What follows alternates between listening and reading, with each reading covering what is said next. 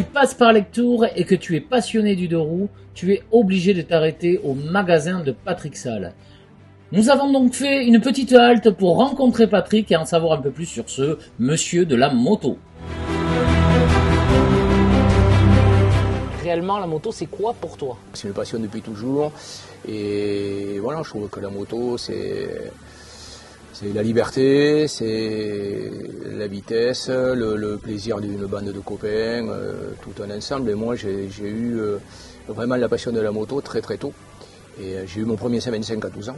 Donc ça m'a permis de me conforter dans l'idée que c'était ça que je voulais faire. Bon, à l'époque, la course, j'y pensais peut-être pas trop, mais en tout cas, voilà, la passion de la moto a démarré très très tôt. J'ai eu la chance chez moi d'avoir déjà un petit atelier, de bricoler les mobs avec tous les copains de Lectoure. On allait raboter les culasses le dimanche après-midi.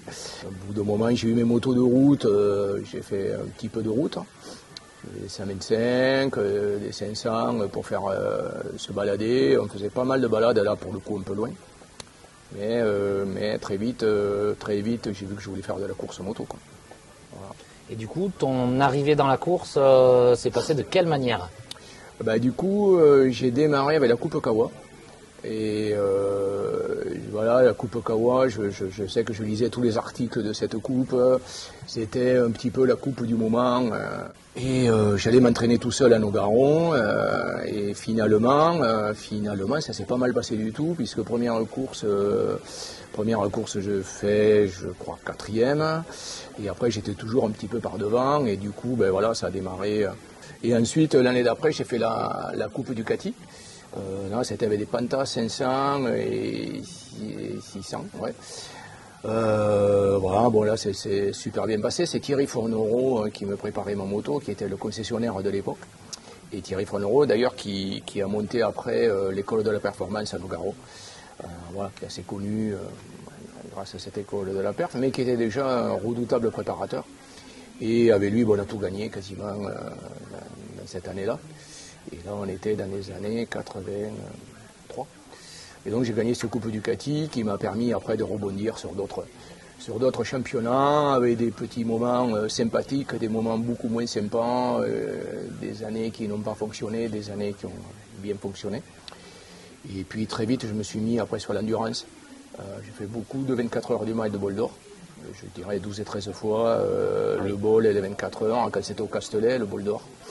Donc voilà, j'ai des super souvenirs. Et voilà, avec des bonnes équipes des fois, où on jouait très régulièrement dans les 10 de devant. Et du coup, ça, c'était ton parcours, c'est le début de ton parcours en moto. Tu as réussi à en faire une profession. Comment en es-tu arrivé là? Et alors, j'en suis arrivé là parce que quand j'allais arrêter la course moto, je me suis dit quand même, à un moment donné, il va falloir que je travaille pour de bon. Parce que bon, là, je faisais que des petits boulots, un petit peu à droite et à gauche. J'ai eu quand même des expériences aussi dans cette course moto qui m'ont permis d'aller vers le magasin d'aujourd'hui. C'est que j'ai travaillé chez Claude Fior, qui fabriquait les boxer bikes. Les boxer bikes, c'était à l'époque un très gros concessionnaire de Toulouse. Et donc, on montait des motos qu'on revendait après dans le commerce. Et donc moi je travaillais et chez Fior à Nogaro, ça a été un super moment aussi, où on fabriquait nos motos et tout. Et ensuite j'ai été travailler à Toulouse dans le magasin moto. Et là, dans ce magasin moto à Toulouse, en fait, grâce à Thierry Henriette, le boss de l'époque, j'étais un petit peu à l'atelier, j'étais un petit peu aux pièces détachées, j'étais un petit peu à la vente. Et du coup, ça m'a vraiment donné l'idée et l'envie. Je me suis dit, tiens, ça, un jour, ce serait sympa de pouvoir monter son propre business, quoi. C'est un peu le début de la conciliation entre la passion et la profession. C'est ça. Je me suis dit, ça, ce serait la bonne solution, quoi. Là, tu arrives, tu es déjà à Lectoure, tu montes un magasin, Voilà, je monte un petit magasin qui était vraiment... de toute façon, j'avais pas de budget du tout. Donc, j'ai monté une moto accidentée. Et à l'époque, les motos sportives, c'était un petit peu la mode. On enlevait des carénages et tout, mais un petit guidon plat. Et voilà, j'ai monté une ou deux motos comme ça, que j'ai vendues. Et puis voilà, ça a démarré. Alors le fait d'être concessionnaire, ça a démarré grâce à la course moto aussi d'ailleurs. C'est aux 24 heures du Mans. J'étais dans l'équipe de Marcel Seurat avec une moto, une 888 Ducati qui était la 888 du Joe Bartim, qui était grise avec la bande bleue, qui pour les anciens ils vont se souvenir. Et j'étais dans les box et Marcel Seurat, l'importateur de l'époque, est venu me voir et m'a proposé d'être concessionnaire à Ducati. Voilà, j'étais un peu étonné quand même parce que comme j'avais vraiment pas de budget. Et il m'a dit, écoute, moi je te fais confiance, je t'envoie des motos et puis si ça fonctionne, tu me les payes et puis voilà. Et en plus, c'était le très très bon moment pour la marque Ducati, puisqu'en fait c'était le début de la Monster.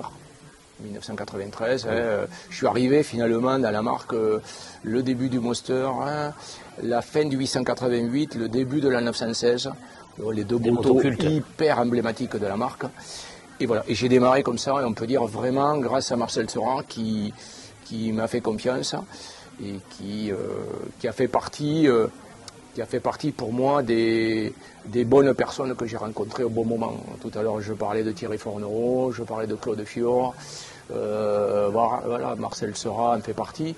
Et c'est des personnes qui, à un moment donné, je ne sais pas vraiment pourquoi, mais m'ont fait confiance alors que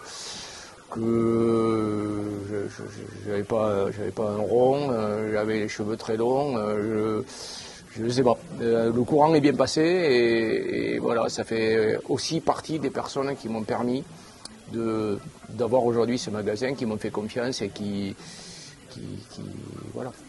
Dans les personnes qui ont compté pour moi, il y a Motul quand même, qui est mon partenaire depuis le début. D'ailleurs, quand on parlait tout à l'heure de la Coupe Kawa, la Coupe Ducati, c'était déjà Motul.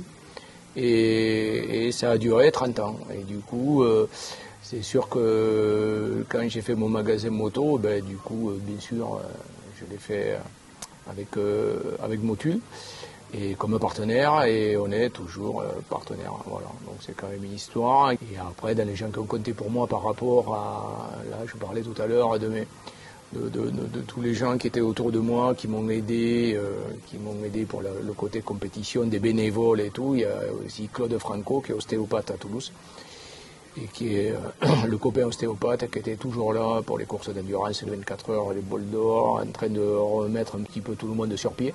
En 30 ou 40 ans de moto, il y a plein de gens qui étaient là, qui sont importants, et c'est compliqué de citer tout le monde, et j'espère que je n'oublie pas trop, et voilà. Mais, tous les copains qui m'ont aidé à faire de la course moto, voilà, je pense au Frangin Lancina, à Max Quay, qui est plus là aujourd'hui malheureusement, mais à son fils Christian aussi. Voilà, tout ça, ça fait partie des gens qui étaient autour de moi et qui m'ont aidé, chacun dans leur domaine, à finalement faire de la course moto et finalement être là où je suis aujourd'hui, quoi. Et la chance de rencontrer les bonnes personnes au bon moment. Donc, je peux dire que j'ai eu de la chance dans ces cas-là. Mais tu as fait les choix qui allaient avec. Oui, certainement, mais voilà, c'est sympa de pouvoir se dire ça et de se dire avec le recul, ouais, c'est vraiment les bonnes personnes. Je suppose que comme tout le monde, tu as eu des hauts, des bas. Est-ce qu'il y a des périodes qui t'ont marqué plus que d'autres? La marque Ducati, vraiment, comme elle a progressé très vite. Donc, du coup, nous, on a progressé un peu avec cette marque. Guzzi est arrivé dans la foulée, très rapidement après. Bon, là, c'était un peu plus compliqué avec Guzzi au départ. Il fallait vraiment être motivé. Il y avait moins de modèles. Moins de notoriété auprès du public. Moins de notoriété. Mais bon, ça avait quand même sa petite clientèle. Et puis, ce qui a fait vraiment aussi du bien, vraiment, dans 30 ans à l'entreprise, c'est la marque Suzuki, quand c'était la super bonne époque des G6R et des Bandits. On peut dire que pendant pas mal d'années, Suzuki a permis quand même à la boîte d'être là. Donc voilà, le mélange finalement des trois marques. On s'aperçoit qu'en 30 ans, elles ont eu tout le haut, un petit peu le bas, mais que bon, ces marques, elles sont toujours là. Et puis elles évoluent. Là, qu'on voit aujourd'hui où on est Moto Guzzi, c'est pareil. Moto Guzzi évolue super bien, alors qu'à un moment donné, c'était dans le creux. Ducati, c'est pareil, là, ça progresse. Bon, Suzuki, là, c'est un petit peu plus compliqué. Ceci dit, c'est en train de remonter en ce moment. Après, je peux dire que j'ai eu quand même toujours une équipe derrière moi, dans mon personnel, où voilà, tout le monde va au taf, ça bosse super.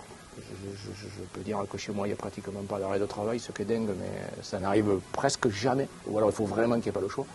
Donc voilà, c'est ça aussi, comme on parlait tout à l'heure des bonnes personnes, c'est aussi les bonnes personnes qui sont dans le magasin, qui m'entourent, qui sont là au quotidien. Qui sont là au quotidien, qui envoient quand il faut envoyer, et voilà, ben tout ça, ça forme une équipe. Certains sont là encore, hein. Le plus ancien, je crois qu'il a 23 ans chez moi, ou 23 ou 24 ans. Donc voilà, il a vu aussi évoluer la boîte et tout. Mais bon, de toute façon, il n'y a pas de secret. Si on ne tient pas 30 ans, si on n'a pas à un moment donné un staff derrière qui croit, qui est bien d'être là. Et voilà, c'est quand même un ensemble de tout ça, quoi. Parce on peut récapituler juste où tu en es aujourd'hui. Qu'est-ce que tu as aujourd'hui? Parce que tu as bien sûr tout ce travail en concession, mais tu as aussi un travail sur piste. Donc est-ce que tu peux nous expliquer un petit peu les différents pôles? Oui. Donc oui, alors c'est sûr qu'il y a ce qu'on voit dans le magasin. Et après, là, il y a les journées pistes qu'on organise depuis quelques années maintenant, ça va faire 5 ans.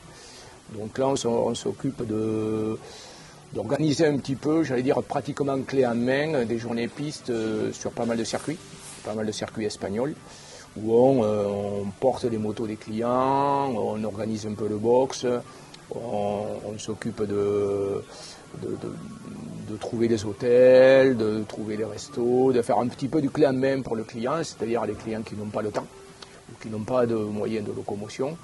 Nous, on a acheté des camions, on leur porte des motos, on loue des motos de piste aussi. Donc là, c'est pareil, très peu le font. On loue des V4 et ça, c'est sympa, c'est-à-dire que quelqu'un qui n'a jamais fait de piste peut venir avec nous à une superbe moto. Tous les conseils qui vont avec. Tous les conseils qui vont avec. Donc voilà, ça c'est vraiment un plus pour le magasin. Et moi, c'est sûr que là, je suis super bien puisque c'est mon domaine. Donc je dirais que Rémi, mon fils, reste au magasin, s'occupe du magasin. Et moi, voilà, je pars sur les circuits. Je suis très bien sur les circuits. Et ça me va. C'est une deuxième maison pour toi. C'est ça. J'y étais à 18 ans. Et donc ça fait quelques années. Et j'ai jamais lâché l'affaire. Donc voilà, c'est un petit plus pour le magasin. Ça, c'est sûr que c'est pour le magasin, mais c'est aussi pour mon plaisir, quoi. Voilà. En plus de belles machines, vous offrez des belles expériences à vos clients. C'est ça. Et franchement, moi, ça me fait vraiment très plaisir quand il y a des clients qui me disent voilà, si vous n'aviez pas été là, on n'aurait jamais osé partir au sud de l'Espagne, en plein hiver, faire de la piste. Voilà. Et on se dit, bon, c'est super. Tu aides aussi des gens à y aller, les futurs pilotes de demain? Alors, pas que. On aide un petit jeune de Toulouse qui s'appelle Livio Mirabel, qui démarre un petit peu sur le circuit français. Alors lui, c'est notre petit jeune, il doit avoir 15 ans là. Mais et après, on aide des plus anciens, voire vraiment plus anciens, comme David Muscat, toujours. On lui file un petit coup de main. Thierry Mulot, voilà, ça fait partie de nos deux anciens. Et ensuite, si on parle de l'enduro, avec Sherco. Donc Sherco, c'est une marque qu'on a depuis quelques temps, qui est une marque française, une dizaine d'années, je pense. Et on aide Clément Dozard, là, qui est un pilote de la Sherco Academy, et qui roule bien. Et voilà, ça fait partie de nos pilotes à l'enduro. On a beaucoup parcouru les années, mais dans le passé. Ouais. Que penses-tu du magasin de Patrick Salle dans l'avenir? Eh bien, dans l'avenir, je pense que le magasin Patrick Salle va devenir la responsabilité de Rémi Salle, mon fils, qui est avec moi depuis maintenant une dizaine d'années. Et en fait, très clairement, c'est plutôt lui qui gère là, de plus en plus la boîte et qui va la gérer à 100% dans très très peu de temps. Là, on est un peu dedans, mais voilà, je pense que c'est lui qui va s'occuper de ça. Déjà parce qu'il le fait bien, ça lui plaît. Et puis moi, j'ai un peu envie de prendre un peu de temps pour moi. Et donc voilà. Je pense qu'on en aura l'occasion d'en reparler dans ça, un futur proche. Parce qu'il y a quand même des projets, il y a plein de beaux projets qui arrivent. Et ce sera Rémi qui sera à la tête de ces nouveaux projets. Mais voilà, on aura l'occasion d'en reparler effectivement bientôt et très bientôt. Quels sont selon toi les différents mots pour caractériser Patrick ? Alors les différents mots pour caractériser Patrick, ça va être passion, amour pour son travail, durée, parce que ça va faire 30 ans que l'on est en place ici à Lectoure, ténacité. Et du coup, toi de ton côté, Ouais. te retrouves-tu là-dedans ? Oui, moi je me retrouve complètement là-dedans. Je suis né quasiment dans la concession, j'ai toujours connu la concession avec ses différentes évolutions. Et voilà, et maintenant ça fait 10 ans que je suis dans l'entreprise, 6 ans que je suis vraiment impliqué à 100% avec mon père. Et voilà, ça se passe très bien.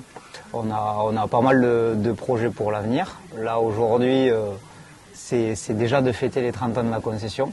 C'est de fêter ça avec nos clients, avec les clients qui nous font confiance depuis de nombreuses années et qui nous suivent depuis très longtemps. Meilleur souvenir selon toi dans cette concession que tu as avec ton père ?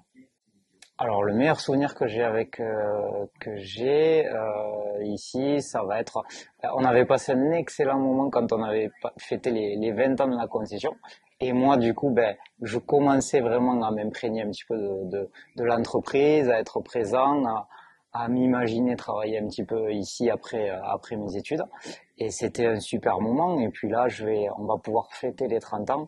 Et se forger un souvenir encore meilleur du coup. Exactement.